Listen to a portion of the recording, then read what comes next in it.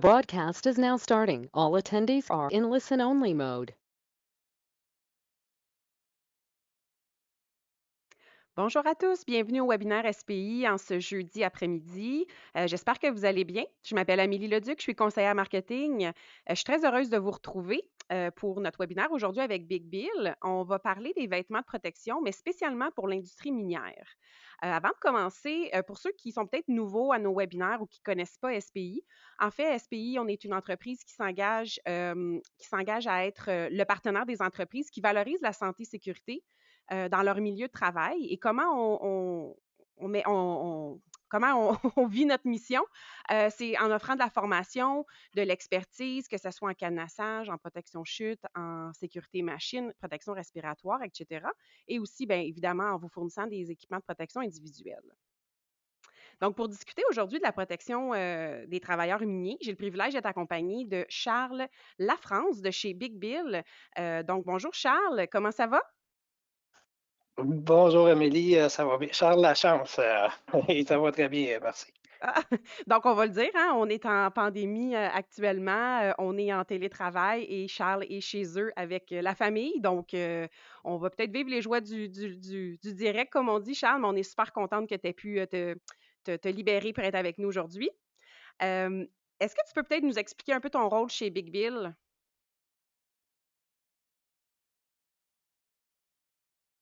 Oups, pardon. Oui, oui, absolument. Donc, c'est ça, moi, je travaille chez Big Bill là, depuis vingtaine d'années.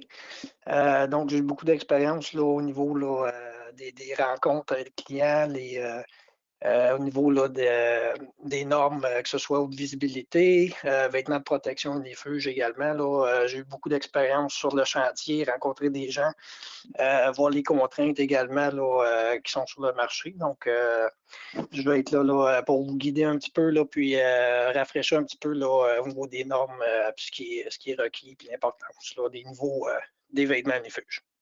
Super, merci Charles. Puis en fait, effectivement, c'est une demande qu'on a eue par rapport à l'industrie minière de vraiment avoir un webinaire ciblé pour répondre à certains questionnements qu'il y avait, dont tu sais, quel vêtement de travail je dois porter, etc. Donc, c'est de là que découle le webinaire d'aujourd'hui. Un petit peu de housekeeping avant qu'on débute. Le webinaire va durer entre 30 et 40 minutes. Si vous voulez poser des questions, évidemment, comme à l'habitude, on vous invite à le faire là, directement sur votre console. Vous avez un petit icône pour clavarder. Donc, vous pouvez nous envoyer vos questions. Et si c'est possible, nous dire où vous travaillez en même temps. À ce moment-là, ça va nous aider à peut-être répondre à votre question en connaissance de votre réalité, là. C'est toujours agréable. Aussi, je tiens à préciser que la présentation PowerPoint ne sera pas disponible. Donc, pour ceux qui voudraient prendre des notes, je vous invite à avoir un crayon et un papier à votre disposition. Et puis, la rediffusion de ce webinaire va être disponible. Donc, vous la recevrez là, d'ici 24 à 48 heures là, par courriel. Donc, aujourd'hui, comme Charles le mentionnait, au programme, on va revoir la norme CSA Z96. Charles va nous parler de qu'est-ce qu'un entretien adéquat là, de votre matériel, de vos vêtements, et nous présenter aussi des innovations là, en matière de vêtements de travail, spécialement pour l'industrie minière. Donc, comme à l'habitude, on veut apprendre à connaître un petit peu plus notre audience. Donc, on veut savoir combien de blessures au corps liées aux vêtements inadéquats comptez-vous dans votre entreprise dans les 2 dernières années? Donc, à l'écran, vous avez 5 choix de réponse, que ce soit aucune, 1 à 5, 6 à 10, 11 à 15, plus de 16. Donc, allez-y approximativement. On vous donne quelques secondes pour répondre à l'écran devant vous. Quelles sont tes prédictions, Charles, quant à la réponse la plus populaire? Est-ce que selon toi, c'est aucune ou c'est plus de 16 ou entre les deux?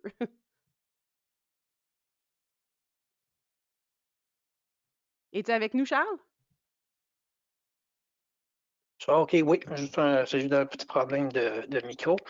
Moi, je dirais là, de 1 à 5 quand même, là, de plus en plus, les gens sont assez sensibilisés là, à l'importance des vêtements de protection.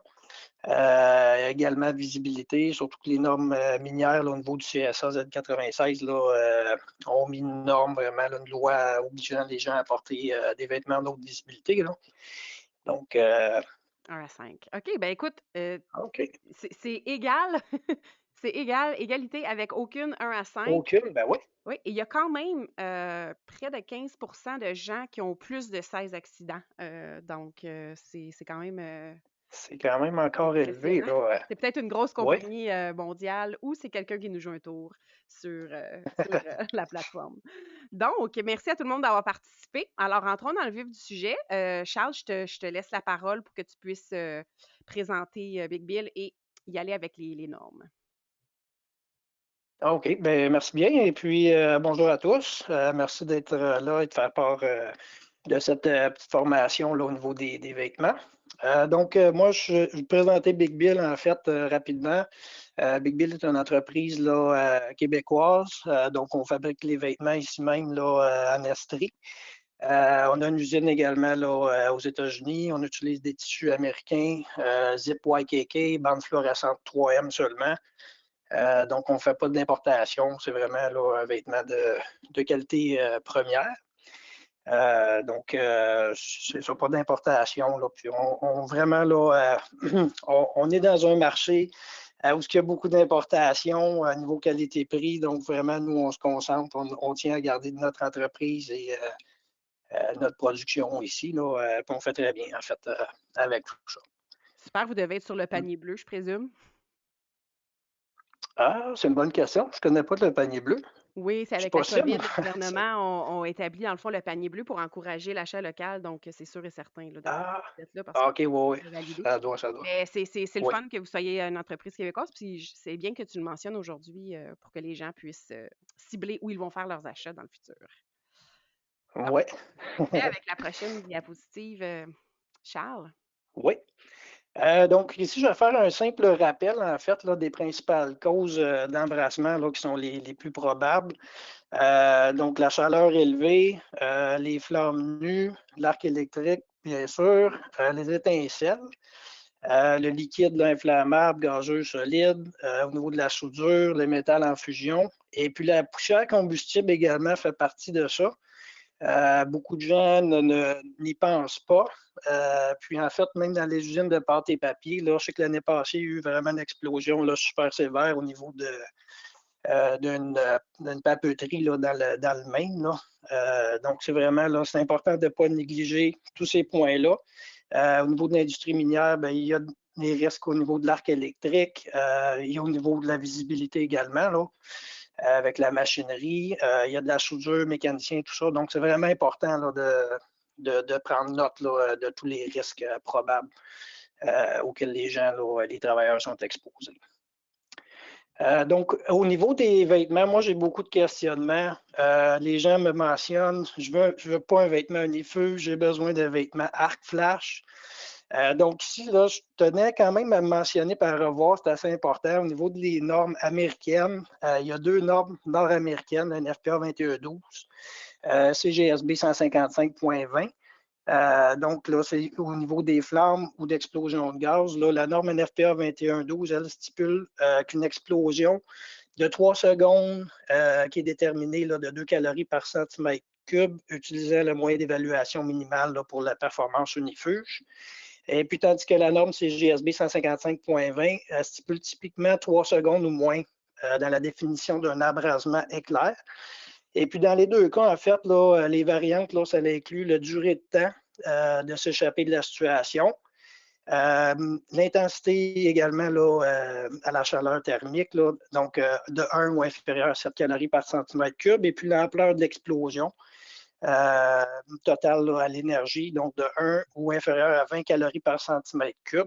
Donc, dans les deux cas, que ce soit arc flash ou unifuge, les standards là, sont vraiment là, sur les mêmes normes, qui va être le HRC, en fait, la catégorie de risque de hasard. Puis ça, là, en fait, au niveau, nous, on ne va pas vraiment vous dire quoi apporter. C'est vraiment une firme d'ingénieurs qui va pouvoir déterminer selon le voltage et puis l'environnement de travail, là, ce qui doit être porté là, au minimum au niveau de la protection de calories par centimètre cube. Là, donc, c'est important d'y voir également là, pour ça. Donc, nous, en fait, suite aux questionnements, aux demandes puis les plaintes qu'on a, là, on a travaillé beaucoup avec un système multicouche. Puis, on le sait aujourd'hui, il y a beaucoup de technologies sur le marché. Si on prend le plein air, par exemple, les gens travaillent beaucoup avec un système multicouche, donc pour éviter de rester trempe. Nous, on a travaillé, là, on travaille fort avec Polartec, que ce soit vêtements unifuges ou réguliers. Aujourd'hui, même technologie là, se trouve dans les vêtements unifuges. Donc, c'est vraiment important pour la performance des employés là, de choisir de bons vêtements, là, puis d'être vraiment confortable là, au travail pour le rendement. Donc, de rester au sec, c'est vraiment le point, le point le plus important. Donc, ici, là, on voit là, au niveau 1, le niveau 1 du près du corps, donc le sous-vêtement.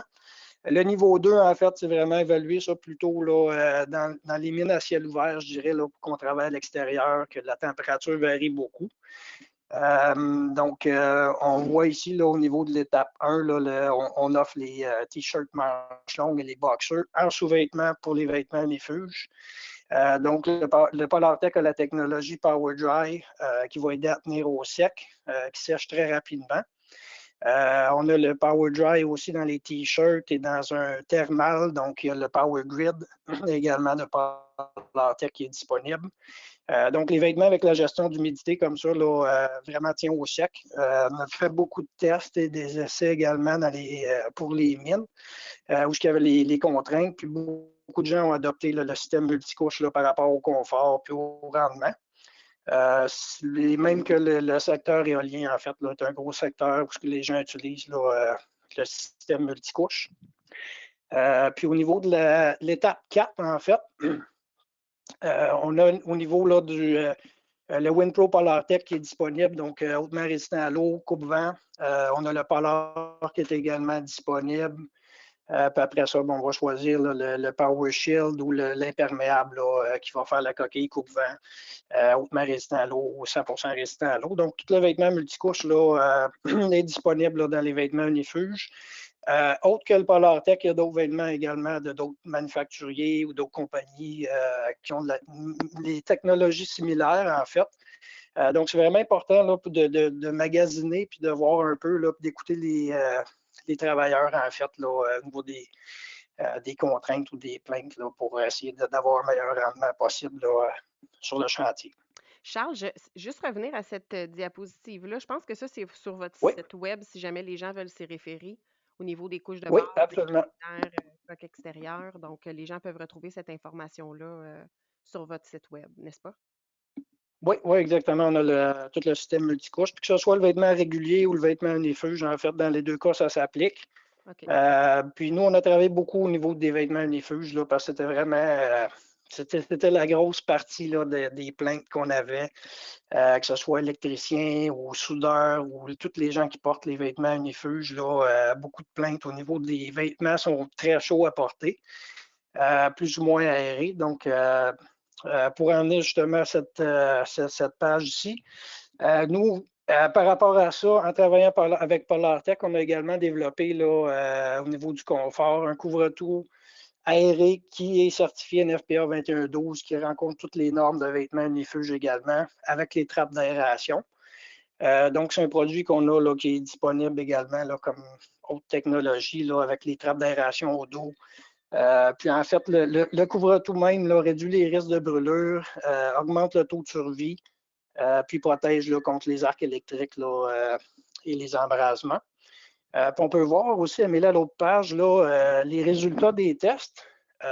Puis on voit aussi, en fait, comme je parlais, le 3 secondes qui est vraiment critique euh, pour établir là, les standards CGSB 155-20 et NFPA 21-12. On voit que la protection là, du coup, tout flash trap donne plus de protection. Puis à plus de 4 secondes, on voit vraiment la différence là, au niveau des degrés de brûlure là, sur le couvre-tout qui n'a pas les trappes d'aération. Donc, toutes les parties brunes, en fait, là, aux 4 secondes, c'est de la brûlure là, au deuxième degré. Donc, on voit que c'est beaucoup plus sévère là, lorsqu'on n'a pas le couvre-tout flash trap. Quand même, hein, une Et seconde. puis, ça, en fait, c'était pas. Nous, on voit. Oui? Non, je disais quand même une seconde de différence, puis on voit vraiment la différence entre les deux, là. Oui, exactement. Puis en fait, nous, c'était pas question de développer un couvre-tout qui donnait plus de protection, c'était simplement d'avoir un couvre-tout plus aéré, plus confortable pour le rendement. Puis les tests ont vraiment donné un effet positif là, qui crée un coussin d'air, en fait, donc moins de contact avec la peau lors d'un incident là, au niveau de la chaleur ou de l'intensité. Mhm. Les normes de l'industrie Donc, au également. niveau des normes, oui, donc vous le savez probablement tous, là, dans le domaine minier, là, depuis janvier 2018, les gens qui travaillent sous terre doivent avoir un vêtement CSA Z96 de classe 3. Donc, ça prend vraiment la bande partout, aux bras, aux jambes. On va voir les exemples là, tantôt là, de ces vêtements-là. Puis, les mines à ciel ouvert doivent être obligatoires là, de niveau classe 2 ou 3. Donc, ça, c'est vraiment une loi là, qui a été établie par rapport aux incidents avec la grosse machinerie, les endroits sombres sous terre. Il y a beaucoup d'incidents là, qui arrivent là, dans les mines. Donc, cette loi-là a vraiment été établie là, pour limiter le plus possible là, les blessures là, au travail. Donc, ici, on a des exemples de vêtements. En fait, là, ce qui est vraiment important, j'ai beaucoup de questionnements aussi. Les gens me demandent, ça prend-tu de la bande 4 pouces? Est-ce que c'est obligatoire? 2 pouces gris, je ne peux pas rentrer sur le chantier. Donc, vraiment, les normes, les gens sont peut-être pas toujours outillés ou informés là, au niveau des vêtements CSA Z96, la loi des vêtements, en fait, là, recommandation canadienne. Donc, ce qui est vraiment important, c'est d'avoir 2 pouces de bande grise qui va être la rétro-réfléchité de nuit. Puis la bande 4 pouces, en fait, on le voit là sur l'exemple. C'est sûr que de jour, il y a un contraste qui est plus imminent avec le gris, le jaune et l'orange.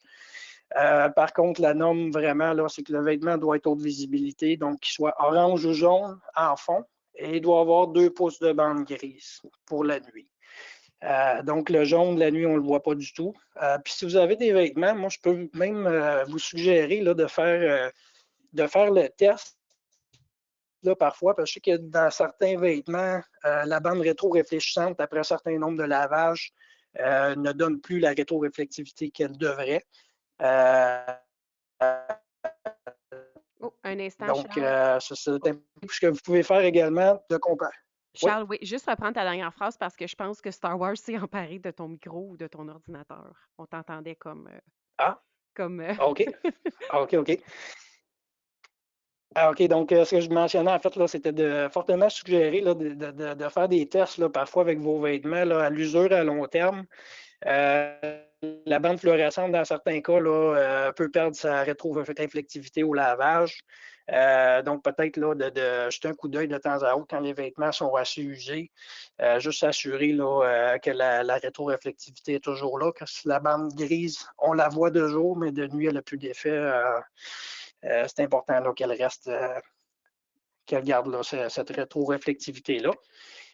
Puis vous pouvez faire le test également. Là, on voit d'autres exemples. En fait, là, au niveau du haut du corps, pour être classe 2, c'est vraiment le haut du corps qui est important. Donc, mine à ciel ouvert.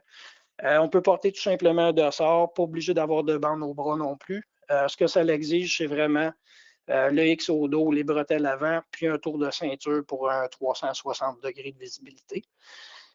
Puis les vêtements bleus, on les a ajoutés quand même parce ce qui arrive, c'est que la loi mentionne que les gens doivent porter un vêtement niveau classe 2 ou 3 ou un vêtement haute visibilité dont les rayures et bandes fluorescentes là, réfléchissantes aient la largeur totale d'au moins 100 mm. Donc, ce que ça dit, entre autres, là, c'est que sous terre, la loi permet d'avoir des vêtements bleus parce que s'il fait vraiment noir, c'est plus sombre. Donc, le vêtement de visibilité plus ou moins d'effet. C'est vraiment la bande floue qui est importante sous terre. Donc, le vêtement bleu peut être permis. Par contre, on ne peut pas l'utiliser sur les mines à ciel ouvert. Puis, au niveau de la norme là, pour les vêtements classe 3, là, on voit ici d'autres exemples, donc qu'ils soient 4 pouces ou 2 pouces gris. L'importance, là, c'est d'avoir, là, comme je mentionnais, l'exodo, bretelle avant. Pour être classe 3, ça prend les bras, les jambes de plus. Donc, il y a beaucoup d'options, en fait, là, On peut également là, jumeler le haut et le bas. Donc, chemise orange, exemple, avec la bande fluorescente au bras et un pantalon bleu. On va rencontrer quand même le niveau classe 3, niveau 2 là, au niveau de la visibilité. Donc, c'est possible de jumeler quand même avec un bas de pantalon qui va être bleu, là, par exemple. Puis on voit ici le CSA là, Z96, classe 1, niveau FR. Lui, on l'a mis là, là. Il devrait avoir un X dessus, en fait. Là, je n'avais pas remarqué, mais lui ne passe pas au niveau de la classe là, minière pour le niveau 2. Celui en bas à gauche. Celui en bas à gauche, exactement. Okay. Parfait. Donc, ici, on voit un petit peu, là, comme je mentionnais, l'importance là, de revoir là, les classes de vêtements. Classe 1, c'est tout simplement un exemple. C'est sûr qu'on ne verra jamais des vêtements comme ça. Tout ce que ça détermine, comme je mentionnais, c'est le 2 pouces de bande grise. Là, on voit des exemples en jaune. En fait, ce qui est en jaune, là, ça va être une bande rétro-réfléchissante plastifiée. Là. Si on voit, exemple, les ambulanciers qui vont avoir une bande réfléchissante jaune. Ça, on le voit beaucoup moins au Québec, en fait, là, ce type de bande-là. Donc, pour être vraiment classe 2, comme je mentionnais, tour de ceinture, X au dos, bretelles devant. Et puis, on le voit plus ou moins bien, mais la veste jaune, en fait, a une bande segmentée. Puis nous, on travaille beaucoup avec cette bande-là, en fait, là, c'est que la bande segmentée 3M rencontre les standards. Puis elle est beaucoup plus aérée, plus confortable, surtout au niveau des t-shirts ou coton ouaté. Ça permet l'extensibilité là, du tissu. Puis ça permet également d'être beaucoup plus aéré. C'est beaucoup plus confortable à porter. Là. Donc la bande segmentée, elle est très présente là, maintenant sur le marché également. Puis au niveau des vêtements classe 3, ben là, on voit là, en fait, comme je mentionnais, le vêtement toujours à haute visibilité en fond, qu'il soit orange ou jaune. Classe 3, ben, ça prend à ce moment-là les bras et les jambes, en plus du dossard, pour pouvoir rencontrer cette norme-là. Puis on voit l'exemple ici de classe 3 en bas là, avec la veste orange et le couvre-tout bleu. On peut rencontrer classe 3 comme ça, on a un couvre-tout bleu. Par contre, ça prend vraiment la bande 4 pouces aux bras et aux jambes et puis la veste haute visibilité avec l'orange pour pouvoir rencontrer le nombre minimal là,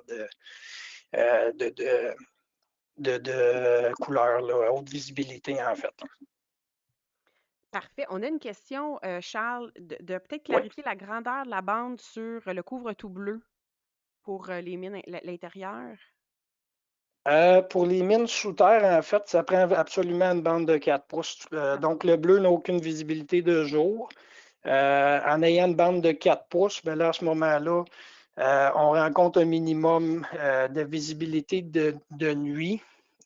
Donc, ils permettent, en fait, ça ne rencontre pas vraiment. Là, si on prend un couvre-tout bleu, tout simplement bleu au complet, pas d'orange du tout en bande 4 pouces, là, à ce moment-là, on rencontre tout simplement la classe 1. Niveau 2. Là. Donc, ça ne rencontre pas du tout là, les normes minières. C'est vraiment sous terre. La norme mentionne qu'il est possible, là, en autant que la bande réfléchissante ait 4 pouces, là, mais c'est sous terre seulement. Là. Mine à ciel ouvert, ça prend absolument du orange ou du jaune avec une bande de 2 pouces grise. Super, merci d'avoir clarifié.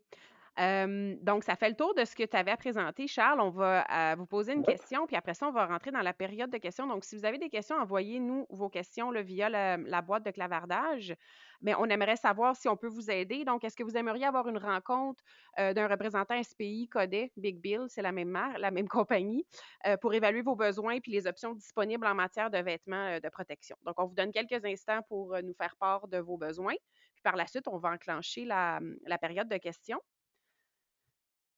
Donc, gênez-vous pas, il n'y a pas de questions stupides, comme on dit. Si vous vous la posez, ben, il y a peut-être quelqu'un d'autre qui se la pose également.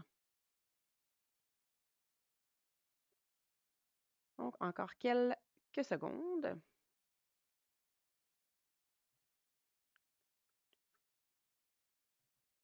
Parfait.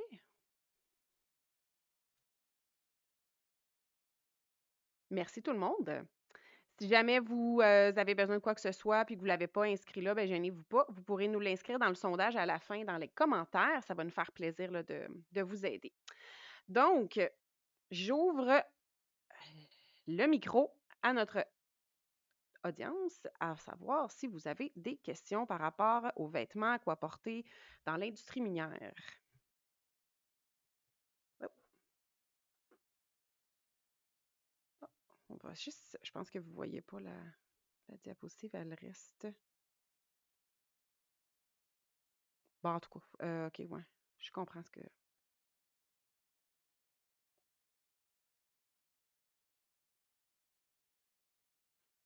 Désolé tout le monde, on a un petit problème technique. Un webinaire en direct ne serait pas un webinaire en direct sans un problème technique. Ça peut vous permettre de penser à vos questions.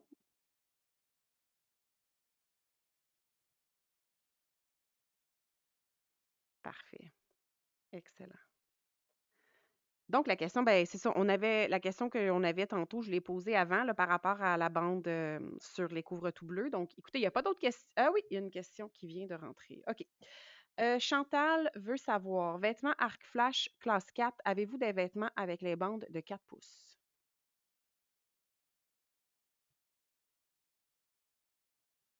La parole est à toi, Charles. N'oublie pas de t'enlever du mute.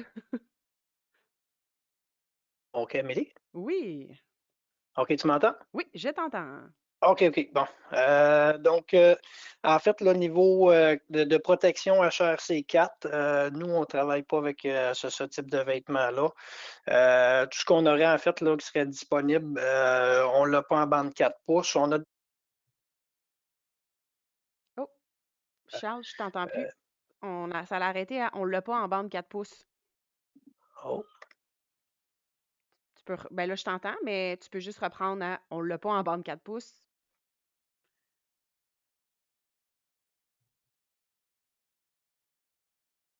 Es-tu toujours là, Charles?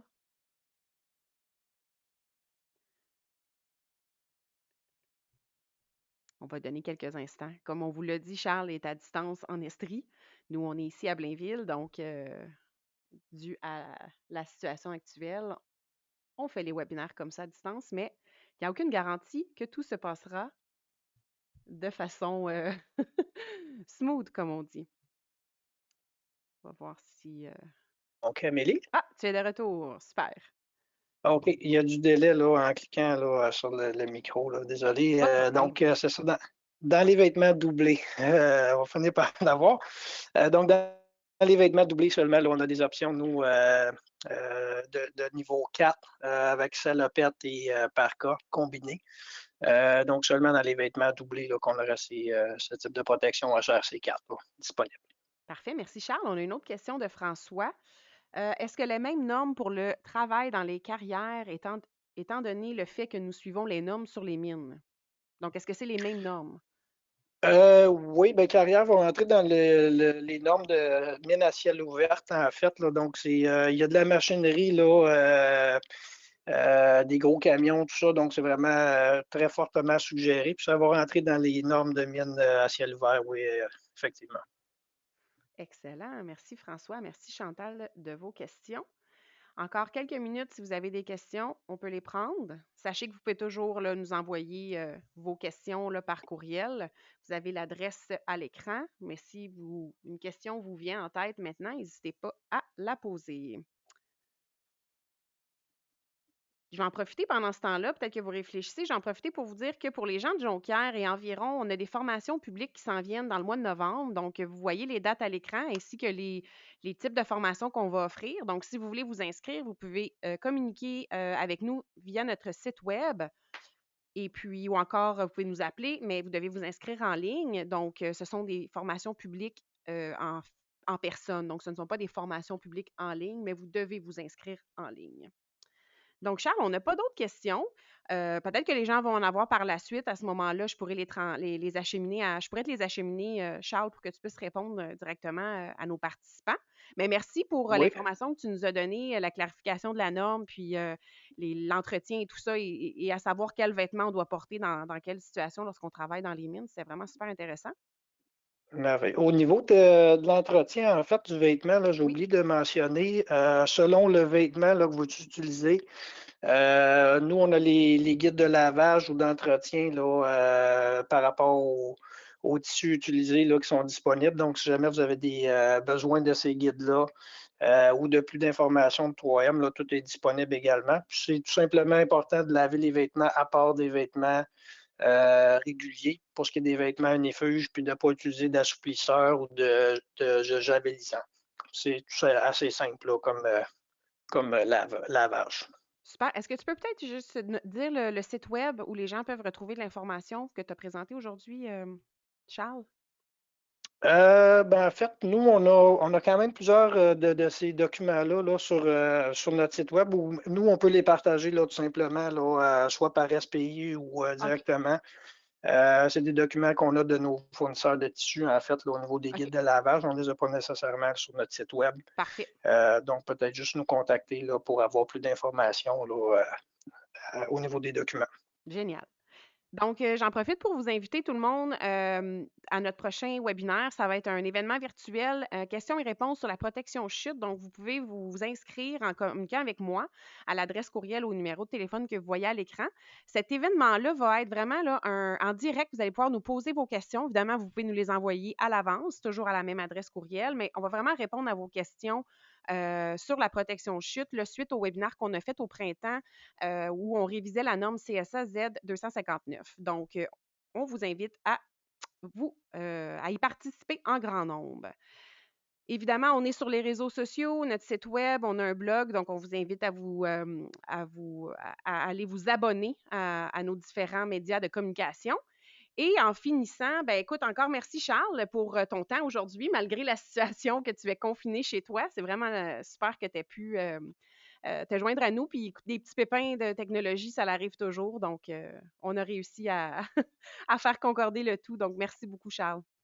Ça me fait plaisir. Merci beaucoup. Donc, tout le monde, merci à vous d'avoir participé en ce jeudi après-midi. Évidemment, je vous invite toujours à participer à notre sondage. Ça prend quelques minutes, mais pour nous, ça nous donne énormément d'informations à savoir comment on peut s'améliorer et continuer à vous offrir des webinaires là, comme celui-ci aujourd'hui. Donc, au nom d'SPI et Big Bill, ben, je vous souhaite tous une belle journée et surtout, ben, soyez prudents tout le monde. À bientôt!